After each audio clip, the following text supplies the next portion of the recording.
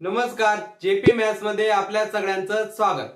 फक्त 5 मिनिट मध्ये एक टॉपिक खतम। यामध्ये आपण बघूया आज हस्तांदोलन। त्या अगोदर आपण हस्तांदोलन काय असतं ते जाणून घेऊ। हस्तांदोलन नेहमी दोन व्यक्तींमध्ये होतं। हँडशेक त्याला आपण म्हणतो, दोन व्यक्तींमध्ये होत असतो। त्याचा एक डायरेक्ट सिंपल फॉर्म्युला आहे मित्रांनो। हा फॉर्म्युला लक्षात घ्या। प्रत्येक हस्तांदोलनाचा प्रॉब्लेम अगदी सेकंदात तुमचा सॉल्व्ह होईल। काय फॉर्म्युला आहे हस्तांदोलनाचा?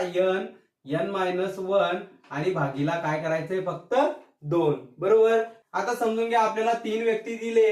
3 व्यक्ती एकमेकांशी हस्तांदोलन केल्यावर असे एकूण किती हस्तांदोलन होतील? तर मग कसं सॉल्व्ह करणार? बघा, मग यांची किंमत काय असेल आपली? 3। मग इथे टाका बरं, यांची किंमत 3, 3 मधून 1 गेला 2 आणि भागीला 2, म्हणजे किती हस्तांदोलन होतील? 3। सिंपल। हस्तांदोलनाचे प्रश्न सोडवण्यासाठी सिंपल फक्त तुम्ही हा फॉर्म्युला लक्षात घ्या, सेकंदात आपलं उत्तर येईल। आता बघूया पहिलं एक्झाम्पल। तर बघूया पहिला प्रश्न। एका कार्यक्रमात 40 व्यक्तींनी प्रत्येकाशी एकदाच हस्तांदोलन केले असता असे एकूण किती हस्तांदोलन होतील, असा प्रश्न आहे। मग कसं सोडवणार? बघा, इथे व्यक्तींची संख्या किती आहे? n म्हणजे किती असेल आता? 40। बरोबर। हस्तांदोलनाचा फॉर्म्युला काय आहे? n-1 भागीला 2। मग कसं काढणार? यांची किंमत 40। बरोबर। 40 मधून 1 गेल्यानंतर किती येणार आहे? 39 आणि भागीला 2। मग सांगा, याला कितीचा भाग जातोय? याला 20 चा भाग जातोय। आणि 20 गुणिला 39 किती होणार आहे? 39 गुणिला 2 किती होतील? 78 आणि हा 0 म्हणजे 780 एकूण हस्तांदोलन होतील। सिंपल। बघूया पुढचं एक्झाम्पल। पुढचा प्रश्न। व्यासपीठावर असलेल्या 18 व्यक्तींनी प्रत्येकाशी एकदाच हात मिळवला तर एकूण किती हस्तांदोलन होतील? बघा, काय दिलंय आता या प्रश्नामध्ये आपल्याला? यांची किंमत किती आहे? 18 व्यक्ती आहे। बरोबर। हस्तांदोलन काढण्यासाठी काय फॉर्म्युला आपला? n-1 भागीला 2। मग टाका, यांची किंमत 18। बरोबर। 18 मधून 1 गेल्यानंतर किती येणार आहे? 17 आणि भागीला 2। मग करायला कितीचा भाग जातोय? बघा, याला भाग जातोय तुमचा 9चा। बरोबर। आता 9 गुणिला 17 किती होणार आहे? 153। सिंपल।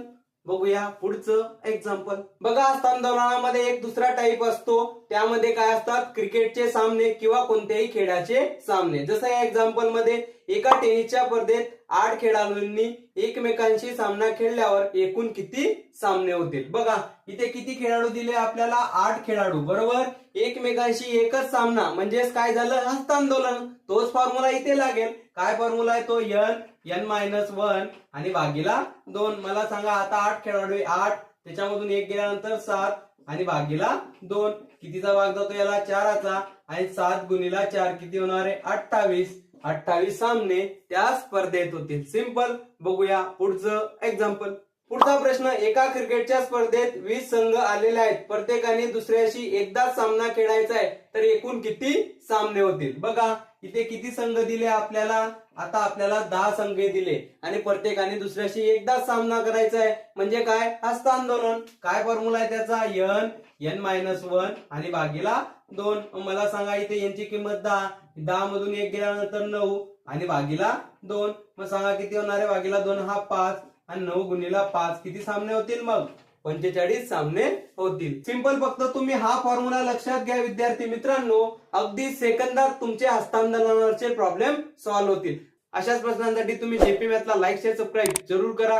भेटूया पुढच्या व्हिडिओमध्ये एक नवीन टॉपिक सोबत। जय हिंद।